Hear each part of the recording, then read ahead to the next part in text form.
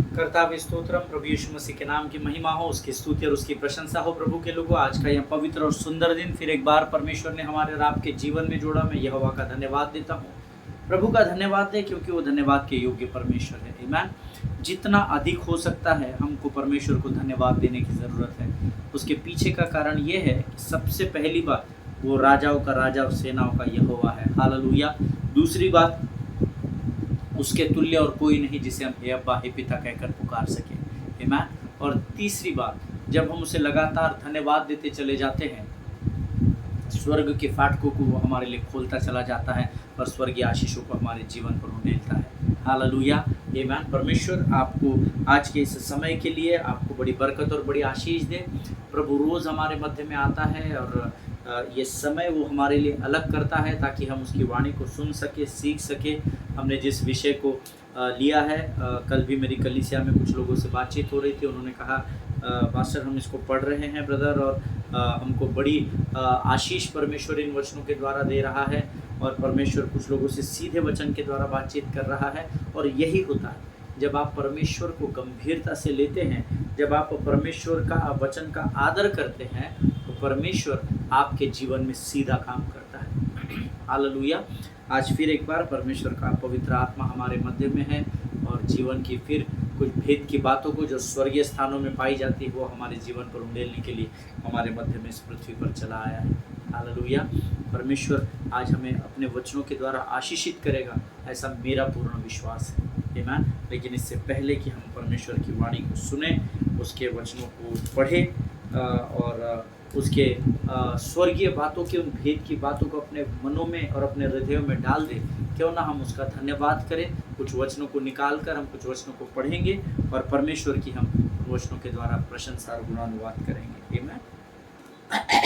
आज हमने पढ़ने के लिए जो वचन चुना है वो पाया जाता है भजन संहिता 138, उसके 1 से लेकर 8 वचनों को हम पढ़ेंगे। साम्स 138 जिसमें 8 ही वचन है, हम उन वचनों को पढ़कर प्रभु का गुणानुवाद करेंगे। द वर्ड सेज, मैं पूरे मन से तेरा धन्यवाद करूँगा, देवताओं के सामने भी मैं तेरा भजन गाऊंगा। मैं तेरे पवित्र मंदिर की ओर दंडवत करूँगा और तेरी करुणा और सच्चाई के कारण तेरे नाम का धन्यवाद करूँगा, क्योंकि तूने अपने वचन को अपने बड़े नाम से अधिक महत्व दिया है। जिस दिन मैंने पुकारा उसी दिन तूने मेरी सुन ली और मुझ में बल देकर हियाव बंधाया। हे यहोवा, पृथ्वी के सब राजा तेरा धन्यवाद करेंगे, क्योंकि उन्होंने तेरे वचन सुने हैं। और वे यहोवा की गति के विषय में गाएंगे, क्योंकि यहोवा की महिमा बड़ी है। यद्यपि यहोवा महान है तो भी वह नम्र मनुष्य की ओर दृष्टि करता है, परंतु अहंकारी को दूर ही से पहचानता है। चाहे मैं संकट के बीच में रहूं तो भी तू मुझे जिलाएगा। तू मेरे क्रोधी शत्रुओं के विरुद्ध हाथ बढ़ाएगा और अपने दाहिने हाथ से मेरा उद्धार करेगा। यहोवा मेरे लिए सब कुछ पूरा करेगा। कि यहोवा, तेरी करुणा सदा की है, तू अपने हाथों के कार्यों को त्याग न दे। हालेलुया। परमेश्वर इन पढ़े हुए वचनों पर हम में से प्रत्येक को आशीष दे। परमेश्वर का धन्यवाद दे क्योंकि परमेश्वर वचनों के द्वारा हमसे सीधे बातचीत करता है। भजन का लिखने वाला दाऊद कहता है, मैं पूरे मन से तेरा धन्यवाद करूंगा। प्रभु, कितने लोग आज यहाँ पर है जो इस वचन को सुन रहे हैं, वो ये विश्वास करते हैं कि आप परमेश्वर को पूरे मन से धन्यवाद देते हैं। क्या आज हमारे मध्य में ऐसा कोई है जो पूरे मन से प्रभु को धन्यवाद देता है? It is very important. परमेश्वर को पूरे मन से धन्यवाद देना है। देवताओं के सामने भी मैं तेरा भजन गाऊंगा। That means when you give thanks to the lord, जब आप परमेश्वर को धन्यवाद देते हैं, आपको उसके भजनों को भी गाना है, आपको उसकी स्तुति करनी है, आपको उसकी प्रशंसा और आराधना करनी है। क्योंकि वो इसलिए करना है क्योंकि यह यहोवा को भाता है। हालेलुया। जब आप उसकी स्तुति प्रशंसा करते हैं, उसका धन्यवाद देते हैं, पूरे मन से करना। जो भी आप परमेश्वर के राज्य के लिए करें, not half heartedly but whole heartedly. आमीन। अपने संपूर्ण मन, संपूर्ण हृदय, संपूर्ण प्राण और संपूर्ण आत्मा से तू यहोवा का भजन गाना, यहोवा का धन्यवाद करना, ऐसा वचन कहता है। हालेलुया। सो आप जब भी प्रभु के राज्य के लिए कोई भी काम क्यों ना करें, चाहे वो छोटे से छोटा काम हो, लेकिन पूरे मन से उसको करना, पूरे आनंद से उसको करना। हालेलुया। मैं तेरे पवित्र मंदिर की ओर दंडवत करूंगा और तेरी करुणा और सच्चाई के कारण तेरे नाम का धन्यवाद करूंगा, क्योंकि तूने अपने वचन को अपने बड़े नाम से अधिक महत्व दिया है। इस वचन को आप अंडरलाइन कर ले।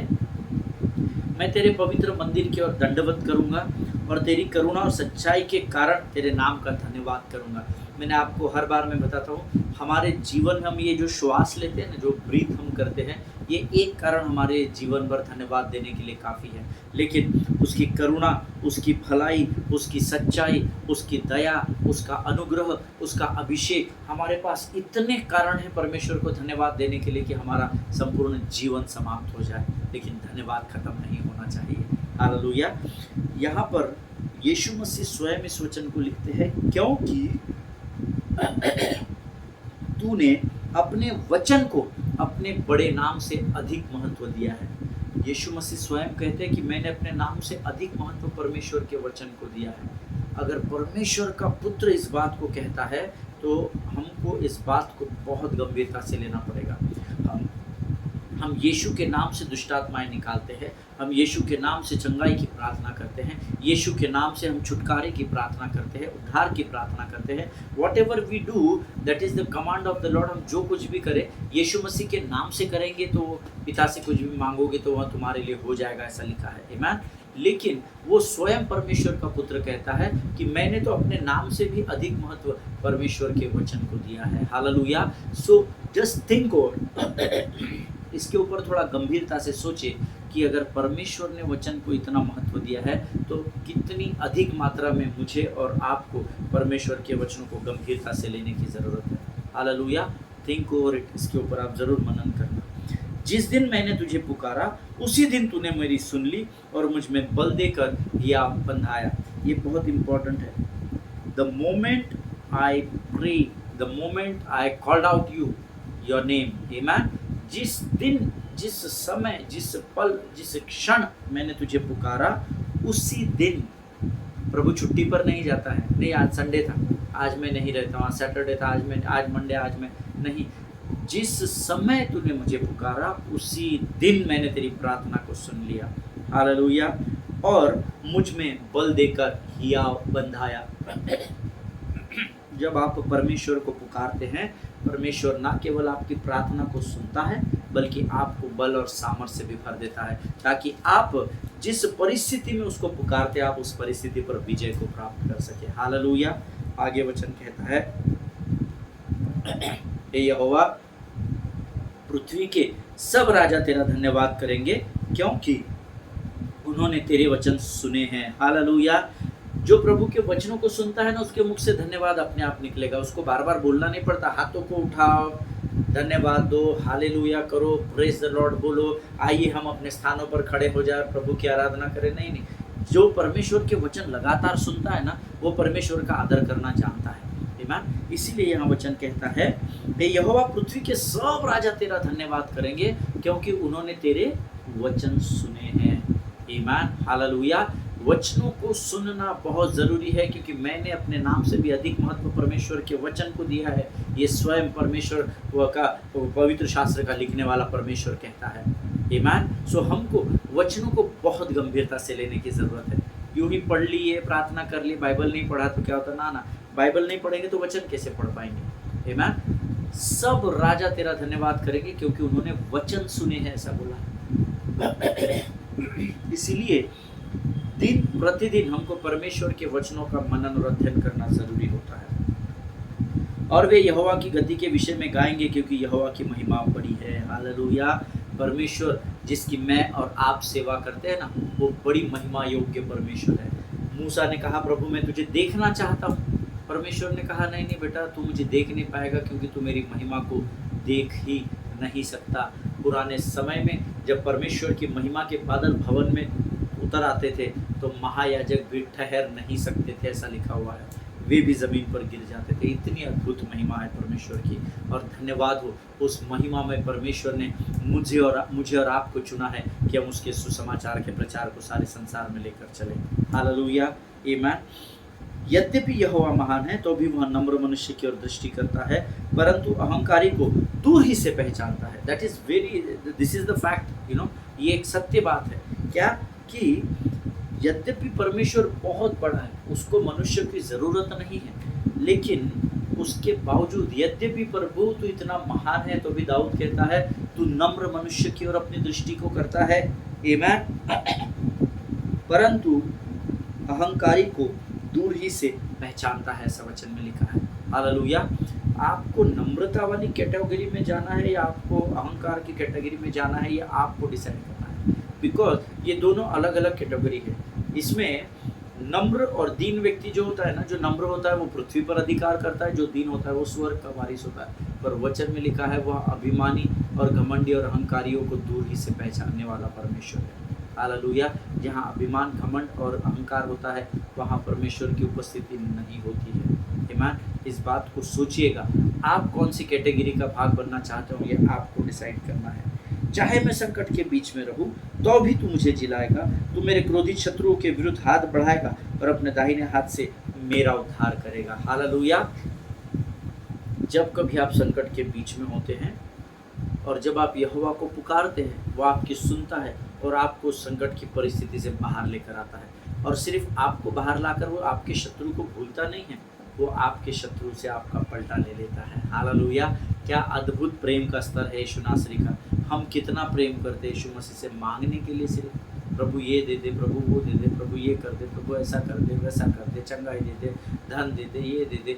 लेकिन परमेश्वर के प्रेम का स्तर देखिए, वो कहता है तू अगर शत्रु से घिरा हुआ रहेगा तो मैं तुझे उससे केवल सुरक्षित शरण स्थान में नहीं लेकर आऊँगा, लेकिन मैं पहले तुझे बचाकर अलग करूँगा और फिर मैं तेरे शत्रु का सत्यानाश कर दूँगा। हालेलुया। हमारी लड़ाई भी वही लड़ता है। आमीन। यहोवा मेरे लिए सब कुछ पूरा करेगा। हे यहोवा तेरी करुणा सदा की है, तो अपने हाथों के कार्यों को त्याग न दे। यहोवा मेरे लिए कुछ बातें पूरी करेगा ऐसा नहीं लिखा है, यहोवा मेरे लिए सब कुछ पूरा करेगा। What ever you want, what ever, जो कुछ भी तुम यीशु नासरी के नाम से मांगोगे वो मैं तुम्हारे लिए तुम्हें दे दूंगा, ऐसा वचन में लिखा है। वो आपके लिए सब कामों को करेगा, पर उसको अनुमति दे। पहली बात, अपने जीवन में कार्य, प्रभु तू आ और मेरे जीवन पर नियंत्रण ले।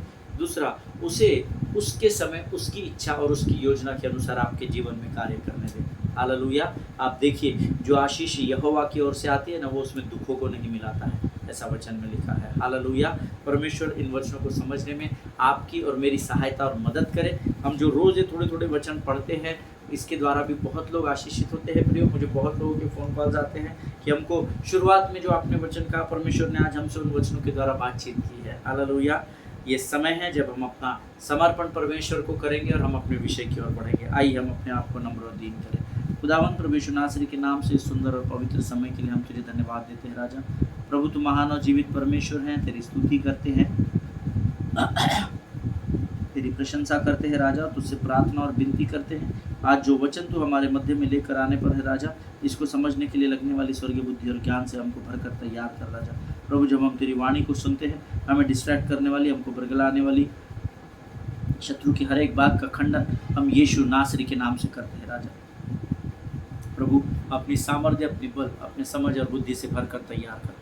वो समझ और बुद्धि नहीं राजा जो इस पृथ्वी में पाई जाती है, परंतु वो स्वर्गीय बुद्धि और ज्ञान से तो हमको भर राजा, जिसके द्वारा हम अपने जीवनों में उचित निर्णयों को ले सके। प्रभु जी, परमेश्वर पिता, हम तुझे धन्यवाद देते हैं क्योंकि तू महान और जीवित परमेश्वर है राजा। प्रभु जी, हम प्रार्थना करते हैं आज का आने वाला वचन हमें से हर एक के लिए आशीष का कारण होने पाए।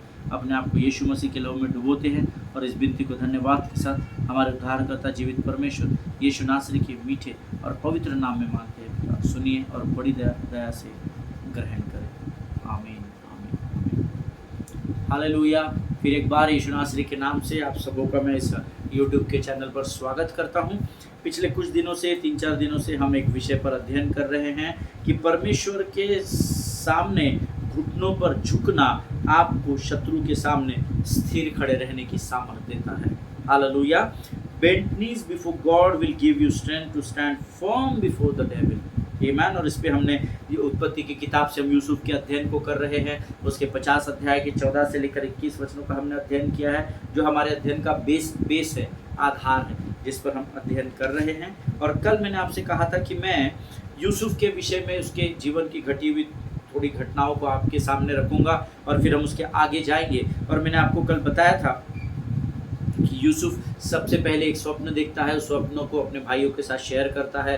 उसके भाई जब उस स्वप्नों को सुनते हैं तो वो क्रोधित होते हैं, उससे ईर्ष्या करने लगते हैं। और वैसे भी वो पहले से उससे ईर्ष्या करते थे, क्योंकि यूसुफ अपने पिता का सबसे लाडला था। वो याकूब उससे सबसे अधिक प्रेम करता था, जिसके लिए याकूब ने उसको अपना अंगरखा या अपना कोट भी दे दिया था। और इसके भाई, क्योंकि हमारा पिता हम सब में से इससे सबसे अधिक प्रेम करता है, इसलिए उससे जलन ईर्ष्या रखते थे। उन्होंने एक योजना बनाई, उस योजना में इसको उन्होंने एक गड्ढे में फेंका। उसमें इन्होंने सोचा कि इसको कोई बनेला पशु आकर खा लेगा और हम अपने पिता को बताएंगे कि हमारे साथ था, पता नहीं कहाँ चला गया और किसी पशु ने उसको खा लिया है, देखिए इसका कोट है, ये है, वो है। ये सब कहानी हम जानते हैं। हालेलुया, आमीन। लेकिन उन सबों में एक बात कॉमन थी, वो सब के सब उससे नफरत करते थे। थोड़ी कम ज़्यादा मात्रा में करते होंगे, लेकिन सब उससे नफरत करते थे, ऐसा वचन कहता है। नाउ यहाँ पर अंडरस्टैंड वन थिंग, यूसुफ को अब यहाँ पर गड्ढे में फेंक दिया गया है, ठीक है।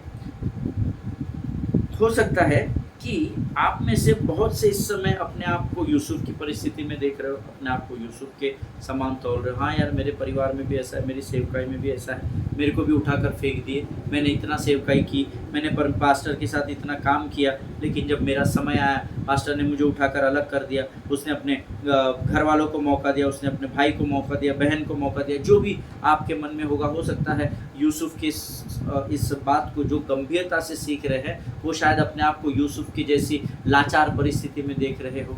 इट इज़ क्वाइट, बहुत पॉसिबिलिटी है इसकी, ऐसा मैं सोचता हूँ।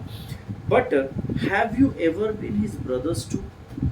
क्या कभी आप उसके भाई के स्थान पर भी थे क्या? Have you ever been jealous of someone in your life? क्या आपने कभी किसी के जीवन में किसी के प्रति ईर्ष्या को देखा है क्या, कि मुझे उससे बड़ी जलन होती है?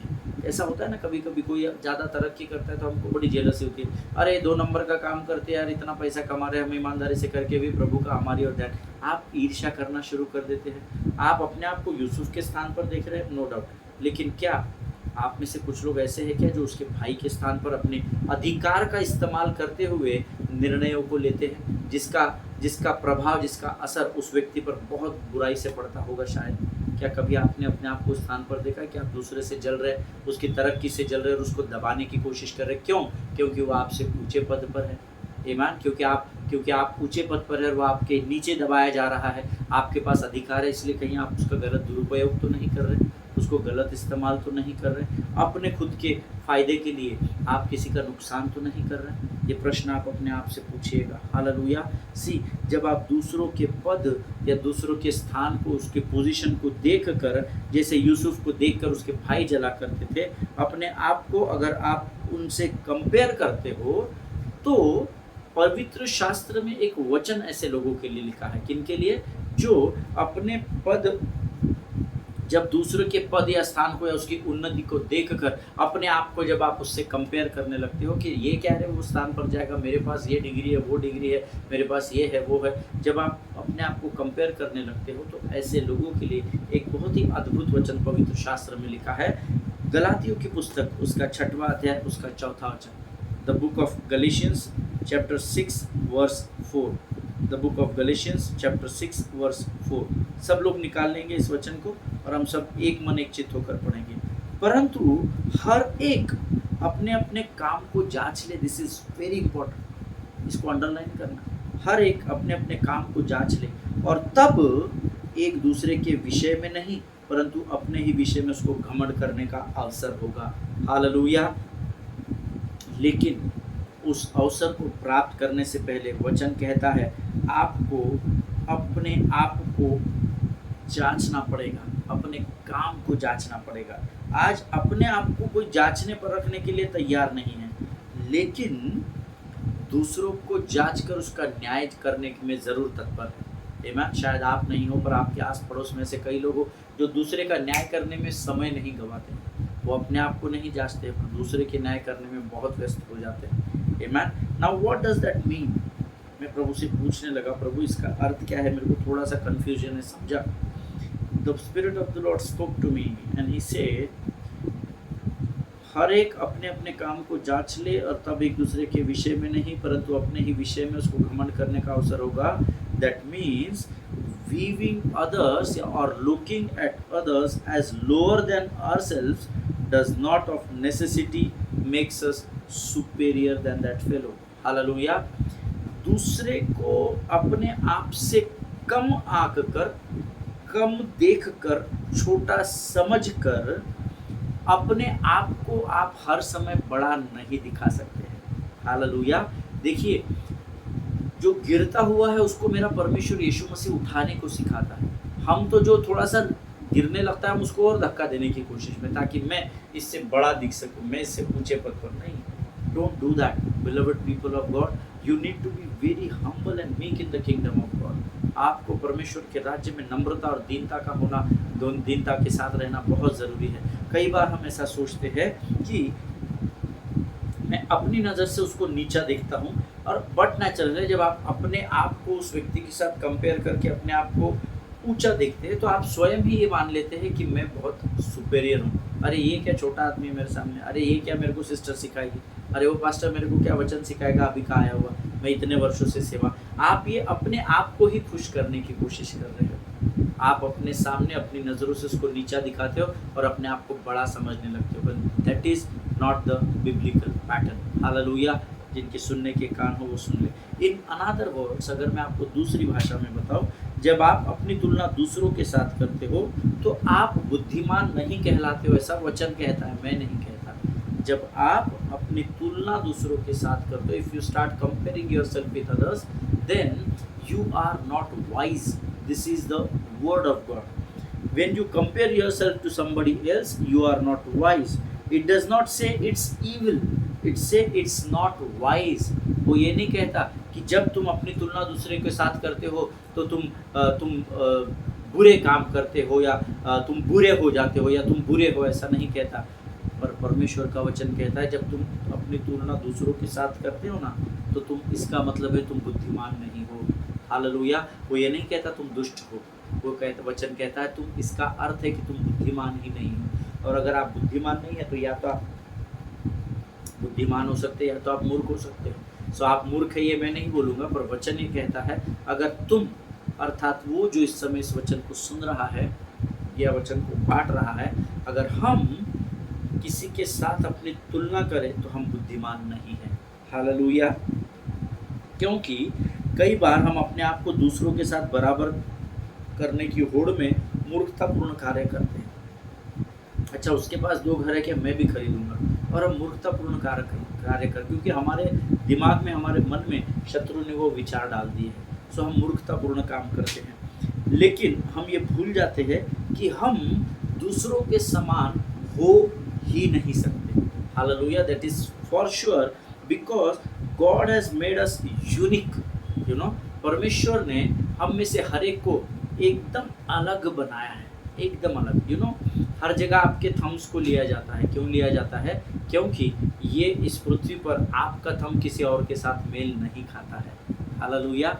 That is the most important. आप एक दूसरे के समान दिख सकते हैं, आपके हाइट, पर्सनालिटी एक समान हो सकती है, लेकिन अपने आप को दूसरों के बराबर करने की होड़ में जब आप मूर्खता भरे काम करने लगते हैं तो आपको अपने आप को स्मरण दिलाना होगा हर बार कि आप यूनिक है, you are special in the sight of the Lord. आप अपने आप को दूसरा बनाने की कोशिश ना करें, क्योंकि परमेश्वर ने आपको यूनिक बनाया है। आपके जैसा कोई भी इस पृथ्वी पर दूसरा नहीं हो सकता है। हालेलुया। जब यूसुफ के भाइयों ने उसे गड्ढे में फेंकने को सोचा, तब उसका एक भाई था जो ईर्ष्या तो करता होगा थोड़ी बहुत, बड़े भाइयों के बहकावे में आके, पर उससे प्रेम भी करता था। तब रूबेन ने, जो यूसुफ का भाई है, वचन कहता है, उत्पत्ति की पुस्तक 37 अध्याय 21 वचन हम पढ़ेंगे। उत्पत्ति की किताब 37 अध्याय 21 वचन। The book of Genesis chapter 37 verse 21 says, यह सुन के रूबेन ने उसको, अर्थात यूसुफ को, उनके हाथों से बचाने के विचार से कहा, अर्थात भाइयों के हाथों से बचाने के विचार से, हम उसको प्राण से तो ना मारे, भाई इसको गड्ढे में फेंक दो लेकिन प्राण से मत मारो, ये हमारा भाई है ना। और यही बात उनके एक भाई ने और भी कही थी बाद में, लेकिन यहाँ पर उत्पत्ति की किताब उसका 37 अध्याय उसका 21 वचन कहता है, यह सुन के कि उसके भाई उसको मारने की योजना बना रहे हैं, यूसुफ ने उसको उनके हाथ से बचाने के विचार से कहा, हम उसको प्राण से तो न मारे। Reuben said, let us not kill him, but he was ready to sell him. हालेलुया। उसने कहा वो उसे प्रेम करता होगा, शायद उसने कहा नहीं नहीं इसको मारो मत, है ना, ये हमारी हड्डी की हड्डी है, मांस का मांस है, इसको मारने की ज़रूरत नहीं है। लेकिन वो अपने भाइयों के साथ उसको बेचने के लिए ज़रूर तैयार हो गया बाद में, हम सब जानते हैं इस बात को, आमीन। और पवित्र शास्त्र आगे बताता है कि यूसुफ के भाइयों ने उसको गड्ढे में से निकाल कर चांदी के 20 टुकड़ों में मिडीनाइट्स को, यानी मिद्यानियों को, है ना, मिद्यानी व्यापारी जो थे वहाँ से जो गुजर रहे थे, उनको चांदी के 20 टुकड़े लेकर इश्माइलियों के हाथ यूसुफ को उन्होंने बेच दिया, आमीन। और इसकी गवाह सारे भाई थे। ऐसा नहीं कि रूबेन ने मना कर दिया या किसी और ने मना कर दिया, सारे भाई इस बात के गवाह थे कि 20 चांदी के टुकड़ों में उन्होंने इश्माइलियों के हाथ उसको बेच दिया। अगर आपको इसको वचन को पढ़ना है तो रेफरेंस के लिए उत्पत्ति का अध्याय उसका 37 वचन, उसका 37 अध्याय उसका 28 वचन, the book of Genesis chapter 37 and verse 28 में आप इसको ज़रूर पढ़िएगा, वहाँ पर आपको ये वचन मिल जाएगा। इस अध्ययन को समझने के लिए मैंने शॉर्ट में आपको यूसुफ के बैकग्राउंड को बताया, तो थोड़ा आपको समझ में आए इसीलिए बताया। उत्पत्ति 50-20 जो हमने पढ़ा था उस दिन, मैंने आपको कहा था वो टैग लाइन होगा हमारे अध्ययन का।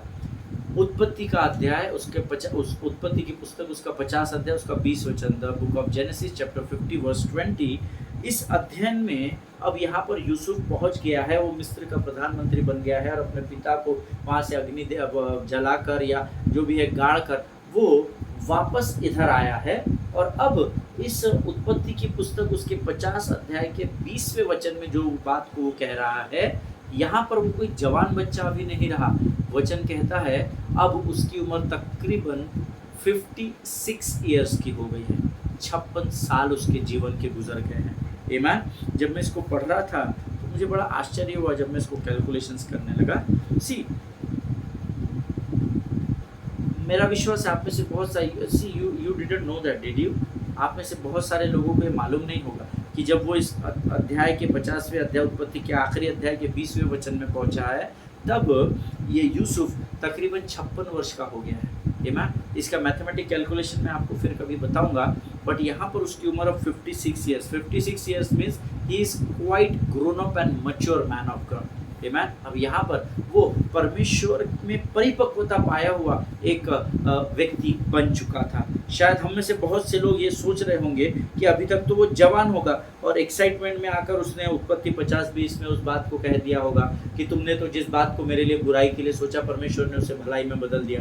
होता है ना, कई बार एक्साइटमेंट में बहुत सारे परमेश्वर के सेवक कुछ भी भूल जाते हैं। No no no, he was not saying, यूँ ही नहीं कह रहा था वो कि अरे कुछ कहने को नहीं इसलिए कह दो, नहीं।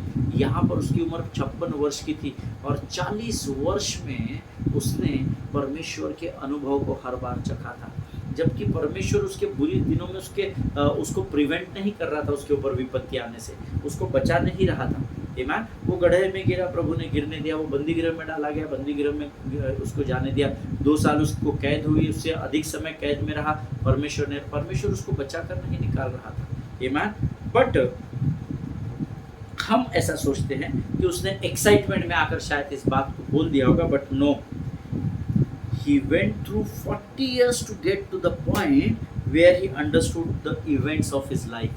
उसको 40 वर्ष लग गए परमेश्वर की इन सारी बातों को समझने के लिए, और इसीलिए वो 40 वर्ष के लंबे समय में उसने बहुत कुछ अनुभव किया था, ऐसा वचन में लिखा है। फॉर एग्जाम्पल, जो स्वप्न उसने देखा था, जो कोट उसके पिता ने उसको दिया था, उसके भाइयों का उसको गड्ढे में फेंकना, इश्माइलियों के हाथों बेच देना, पोतीफर के घर में छोटे मोटे काम करने के लिए नियुक्ति होना, वहाँ पोतीफर की पत्नी का उसको गलत तरीके से उसके साथ पेश आना, ये सब उसने इस 40 वर्ष में अनुभव किया था। और उस अनुभव के स्तर पर वो उस उत्पत्ति की पुस्तक उसके 50 अध्याय उसके 20वें वचन में बोलता है कि हे मेरे भाइयों, तुमने तो मेरे लिए जिन बातों को बुराई के लिए विचार किया था, परमेश्वर ने उन्हीं बुरी बातों में से मेरे लिए भलाई को उत्पन्न कर दिया। हालेलुया।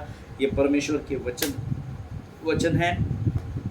कल हम इससे और आगे की भेद की बातों को सीखेंगे। मेरा विश्वास है आज परमेश्वर ने ज़रूर आपको बहुत सारी बातों को बताया होगा। ये समय है जब हम अपने आप को नम्र और दीन करें और प्रभु के सामने प्रार्थना करें। आइए आंखों को बंद करेंगे। खुदावन प्रभु यीशु नासरी के नाम से सुंदर और पवित्र समय के लिए, इस अध्ययन के लिए धन्यवाद देते हैं राजा।